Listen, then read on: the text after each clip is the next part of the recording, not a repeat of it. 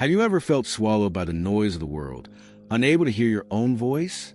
It's as if every demand, every notification, every opinion crashing into your mind drowns out the one voice that matters most, your own.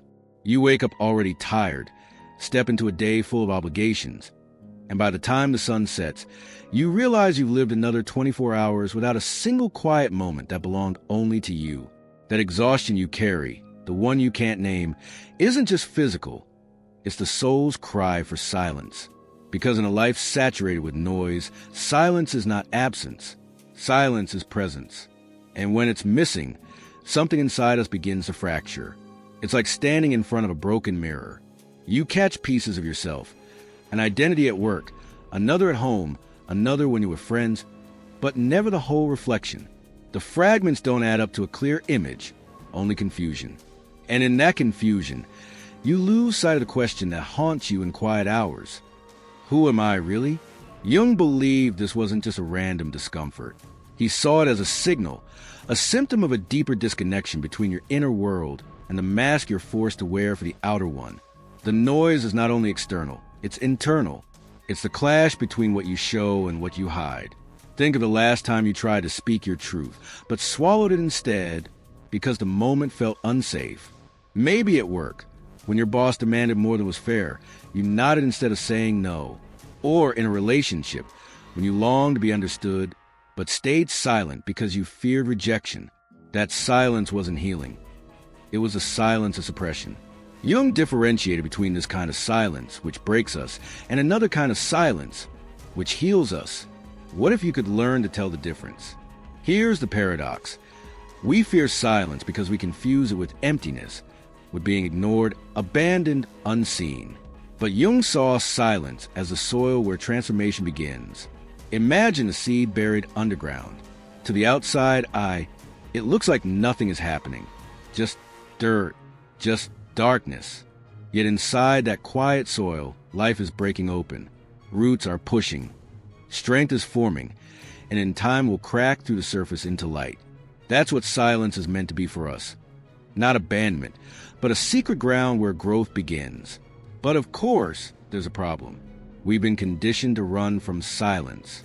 Notice how quickly you reach for your phone when there's a pause, or how you feel awkward moments with small talk instead of letting the quiet breathe. We're addicted to noise because it distracts us from the truth we're afraid to face. What if, in the silence, we discover we're not as strong as we pretend to be? What if we realize we've been living a life that doesn't feel like ours? That's why people stay busy. It keeps them safe from themselves. And yet, here's where the real turning point comes. Jung believed that silence, when embraced consciously, isn't emptiness at all. It is fullness. It is power. It is the moment when you stop performing, stop reacting, stop being pulled by every external demand, and finally hear the whisper of your deeper self. That voice is always there, but it's drowned out until you create space for it. Think about it. What would happen if you could sit in silence and actually listen without judgment, without rushing to the next thing? What would you find waiting for you? And maybe the more important question is, what would you stop losing? Your energy, your peace, your sense of direction. How much of it is leaking away simply because you've never learned to guard silence as the sacred ground it is? What if the very thing you avoid is the key to recovering yourself? Easier said than done, right? If silence is this powerful, why does it feel so uncomfortable at first? Why does sitting still feel like wrestling with shadows instead of resting in peace? That's exactly where Jung's insight changes everything. Because for him, silence wasn't passive. It was active. It wasn't escape.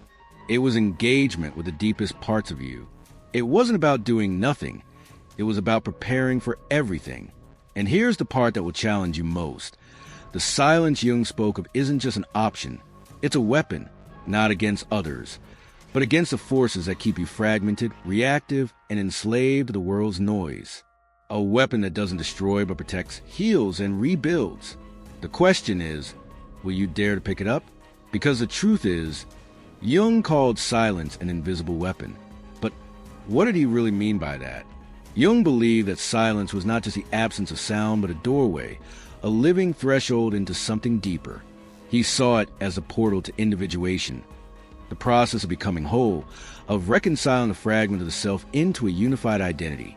In silence, the ego loosens its grip, the restless mind that insists on being heard, the part of us that clings to status, recognition, validation. Suddenly it quiets, and in that pause, something else begins to rise. The essence, the part of you that existed before the masks, before the performances, before the expectations piled on by family, culture, and fear. This is why Jung often guided his patients not to fill every space with words, but to enter into the stillness where truths are whispered, not shouted. There's a story told about one of his patients, a woman who arrived at his office carrying years of unspoken pain. She filled every minute with words, as if the act of speaking could keep her from falling apart. She described her suffering in detail, repeated the same grievances, circled endlessly around the same wounds. Jung listened with patience, but he also knew that the words were only a shield. So one day, he invited her into silence. At first, she panicked. The silence felt unbearable, almost hostile. She wanted to escape it, to drown it with more noise. But Jung simply sat with her, holding the space. And in that quiet, something broke open. She began to weep. Not the weeping that comes from rehearsed complaints, but the kind of tears that come from touching the raw center of your own truth. No words could have led her there. Only silence. That is the paradox of silence. It frightens us because it strips away the distractions we relied on, but it is also the only place where the soul can finally speak. Imagine standing at the edge of a lake. On the surface, the water is choppy, stirred by wind and rain. Look down and you see only distortion, fragments of the sky, broken reflections of yourself. But if you dive beneath the surface, into the depth, everything changes. Down there the water is still clear, transparent. Down there you see what is hidden, what the surface can never reveal. Silence is that dive, and most of us live our entire lives skimming across the surface, never daring to go down. Ask yourself, when was the last time you allowed yourself to truly be silent? Not the silence of scrolling on your phone, not the silence of holding your tongue while your heart screams, but the silence of being present with yourself, without interruption, without escape. For many of us, the answer is unsettling. We realize that silence has become a stranger, even an enemy, and yet it is the very medicine we need. Jung insisted that the silence we fear is the silence that heals. But here lies the dilemma. What happens when we cannot bear it? What happens when, instead of sinking into silence, we scramble to avoid it? We fill our calendars, flood our senses, chase any distraction to avoid facing what waits for us in the quiet. And the question we now have to face is, what really happens when we cannot endure silence and we try to run away from it? Noise doesn't just come from the outside world. It weaves itself into the fabric of our daily lives until we can't tell where the world ends and where we begin. Think about it. The constant buzz of notifications, the ping of emails, the endless scroll of updates that demand your attention every waking minute. At work, the pressure mounts. Deadlines, meetings, the unspoken expectation to always be available, always producing, always proving your worth. At home, conversations skim the surface, filled with polite exchanges but rarely touching the depth of what your soul longs to say. And when the day finally slows, instead of resting in stillness, you grab for noise, music, TV, anything to drown out the sound of being alone with yourself. This is how the problem hides in plain sight. On the surface, it looks normal. Everyone's busy, everyone's plugged in. But underneath, something far more dangerous is happening. Jung once wrote, "Who looks outside dreams, who looks inside awakens." When we're endlessly looking outward at the demands, the distractions, the performances, we live in a dream state. A life that feels busy but empty, productive but shallow. It's only when we dare to turn inward, when we stop letting the noise dictate our reality, that awakening begins. But most of us never make that turn. We live like radio stuck in the on position, constantly tuning into frequencies that don't belong to us. The voices of culture telling us what success should look like. The voices of peers and family telling us who we should be. The voices of fear whispering that if we stop, even for a moment, we'll fall behind. And in that endless broadcast, our own voice, the truest one, gets buried under static. Here's the loop of tension. When we avoid silence, we don't escape discomfort. We multiply it. The less we practice stillness, the more foreign it feels. The more foreign it feels, the more we run. And the more we run, the more dependent we become on the very noise that's keeping us fragmented. Slowly, without realizing it, we become prisoners of the external. Our moods are dictated by the latest headline. Our sense of worth tied to likes and comments. Our choices shaped by the loudest voice in the room. We've lost the center that anchors us because we've never dared to sit in the silence long enough to find it. And yet, there's something even more dangerous than living in noise. Because when we never learn to be silent, when we never face ourselves without distraction, we invite a different kind of a suffering. It's not the exhaustion of noise. It's the corrosion of emptiness. A hollow feeling that no amount of sound, no amount of work, no amount of company can fill. And if left unchecked, that emptiness doesn't just sit quietly. It eats away at us from within. The question is, what happens when the silence we've avoided turns into the emptiness we can no longer escape? When we never learn to sit with silence, the cost is far greater than just feeling busy or distracted. It's the slow erosion of the soul. Anxiety begins to weave itself into the background of everyday life until it feels normal to wake up with your chest tight, your mind racing, and your heart never at rest. Relationships lose their depth because you're always half present, more tuned into your inner static than the person sitting across from you. Conversations become scripts, laughter feels hollow, and intimacy turns fragile because you no longer know how to bring your full, authentic self to another human being. And beneath it all, there's that gnawing sensation you can't quite name, emptiness. It's like screaming into a desert. The louder you cry out for meaning, the less anyone seems to hear. You pour yourself into work, into obligations, into endless busyness, hoping the echo will bring something back. But it doesn't. The silence you feared has only transformed into a different kind of silence, a silence of disconnection, where even your own voice feels foreign to you. And in that vast desert, the question grows louder. Who am I without the noise? The danger of avoiding silence isn't just missing out on peace. It's losing the thread of your own identity. Without silence, there's no space to separate your true self from the persona you've built to survive. And when you live too long without hearing your inner voice, you start to believe you don't have one. You become a reflection of expectations, of demands, of everything and everyone except yourself. That is the true tragedy. Not that the world is noisy, but that the noise has replaced your soul song. Jung warned that living this way is living half alive. To him, the absence of silence meant the absence of individuation, the process by which you become whole. And without wholeness, life fragments. You end up moving through the days like a shadow, reacting instead of choosing, existing instead of truly living. The cost isn't just internal. It seeps into everything. Broken relationships, burnout, despair that no achievement can heal. But here lies the turning point. Jung also discovered that the very silence we fear can become the silence that saves. That emptiness you've been running from, it doesn't have to remain empty. It can be transformed into fullness, into a space where your deepest essence is uncovered. And the path to that transformation doesn't require anything exotic, anything impossible. It begins with something deceptively simple, yet utterly life-changing. The question is, are you ready to discover what it is? Jung believed the way out of this cycle wasn't through more noise, more effort, or more striving. It was through individuation, and silence was the doorway. Individuation isn't a lofty philosophical idea. It's the process of becoming whole, of finally uniting the parts of yourself you've hidden, denied, or abandoned. And silence is the sacred ground where this work begins. But how does this look in practice? Let's trace the map step by step. The first step is recognition. You can't change what you don't see. Begin noticing the noise, not just outside but inside. The buzzing phone, the endless chatter in your head, the way you replay conversations or arguments long after they've ended. Simply pausing to recognize this is noise, not me, creates distance. It shifts you from being swallowed by the noise to being the one who observes it. And that shift is the seed of transformation. The second step is integration of the shadow.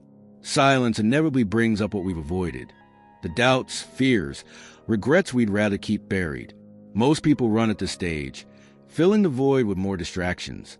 But Jung taught that what we resist doesn't disappear, it festers. By welcoming the shadow, sitting with the uncomfortable feelings instead of denying them, you begin to reclaim the pieces of yourself you've abandoned. This isn't easy, but it's liberating. The very emotions you thought would destroy you become guides pointing back to your wholeness. The third step is conscious action. Once silence reveals what's truly within, you gain the power to choose differently. No longer reacting on autopilot. You pause before responding. You breathe before answering. You choose words that reflect your essence rather than your fear. Silence gives you the gap between stimulus and response where freedom lives. And finally, there's legacy. This is the fruit of individuation, the life lived in alignment with your truest self.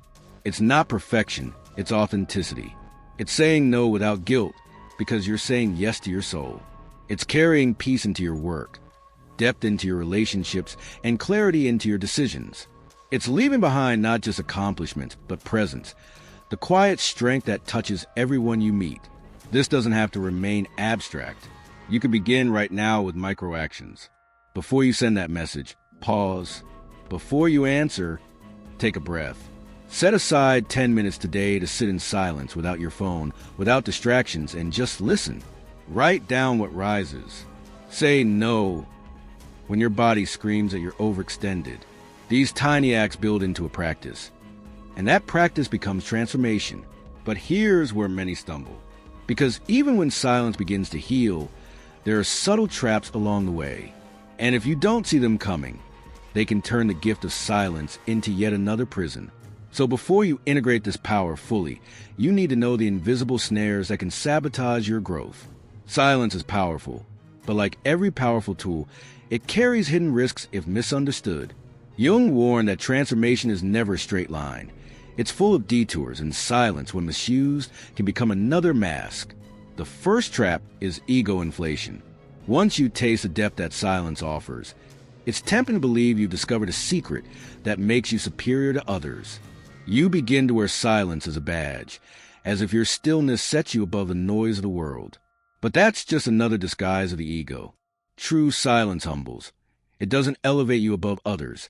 It roots you deeper in connection with them. Another danger is isolation. Some use silence not as a path to healing, but as an escape from life. They withdraw, avoiding relationships, responsibilities, and even joy, convincing themselves that solitude alone is enlightenment. But silence divorced from life is emptiness. Jung believed individuation always moves toward wholeness, which means engaging with the world, not fleeing from it. Silence should strengthen your presence in life, not erase it. A third trap is the savior complex. This happens when you silence your own needs, convincing yourself that your role is to carry the burdens of others. You withhold your truth, your desires, your voice, all in the name of helping or protecting those around you. But this isn't noble, it's self-erasure. Silence used this way doesn't heal. It slowly erodes the self until nothing remains but exhaustion and resentment. True silence doesn't silence you. It teaches you how to speak with clarity when it matters most. And then there's regression, the most subtle trap of all. When the silence begins to reveal uncomfortable truths, the regrets, the fears, the shadow aspects, you panic. Instead of staying with it, you rush back to the comfort of noise. You tell yourself it's easier to stay busy, easier to be entertained, easier to drown out the call of the inner world. And so, just when you're on the edge of breakthrough, you retreat into distraction. Jung would say, this is like standing at the door of transformation, but refusing to step through. History gives us examples of both pitfalls and possibilities. Some philosophers fell into the trap of their own minds, mistaking endless introspection for wisdom, circling endlessly within themselves until they lost touch with the world. But then there are the mystics, those who entered silence not to escape, but to engage more deeply with life. They found a balance where silence became the wellspring of compassion, clarity, and presence. They didn't lose themselves in the quiet. They returned from it fuller, more whole. That is the path silence is meant to lead us down. Not into superiority, not into isolation, not into false sacrifice, and not back into noise, but into integration, into a life where silence fuels wisdom, not avoidance. And here's where the story turns again. Because when you overcome these traps, when you embrace silence its truest form, something extraordinary begins to happen. Something that doesn't just change your inner world, but transforms the way you live every single day. And now we reach the moment everything has been leading to, the quiet miracle of rebirth. For so long, silence felt like emptiness, a void to be avoided at all costs. But Jung revealed the truth. Silence is not the end, it is the beginning. It is not death, but the soil of life. Think of a seed, buried beneath the earth. It looks forgotten, smothered in darkness. From the outside, it seems nothing is happening.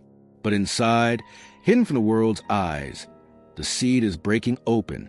Its shell cracks, its roots push down, its stem strains upward, and then, when the time is right, it bursts through the surface, reaching toward light. That is what silence does in us. It breaks us open only to grow us stronger.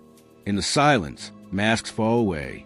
The persona that smiled when it wanted to cry, that agreed when it wanted to say no, that performed when it longed to rest, those layers dissolve. What remains is essence, raw and unfiltered. For the first time, you can hear the voice that has always been waiting for you. The voice of your true self. Not the self shaped by noise, but the self shaped by soul. This is the freedom Jung called individuation.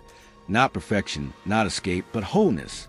In silence, you are no longer pulled by every demand, no longer enslaved to every expectation. You begin to live from within instead of reacting from without. Decisions become clearer, relationships deeper, your presence calmer. Silence doesn't take you out of life. It roots you in it. From that rootedness, you grow into someone who doesn't just survive the noise of the world, but carries a quiet power within it. So here's the message I want you to take with you. You don't need to fear silence anymore. It isn't a void waiting to consume you. It's a womb waiting to birth you. Every moment you choose stillness, you water the seed of your true self. Every pause, every breath, every sacred 10 minutes of quiet is the soil where strength grows. And when that seed finally pushes through, when your life begins to blossom from the ground of silence, you'll know you are no longer broken or lost. You are whole. You are alive. No silence, no rebirth. But with silence, the true you rises. In silence, you find the voice the world cannot silence. If this spoke to you, I want you to anchor it by writing in the comments right now. I choose my peace. Share this message with someone you know is drowning in noise. Someone who needs to remember that silence can be their strongest weapon. And stay with me, because in the next video, we'll uncover another secret from Jung's wisdom that will guide you even deeper on your journey toward wholeness.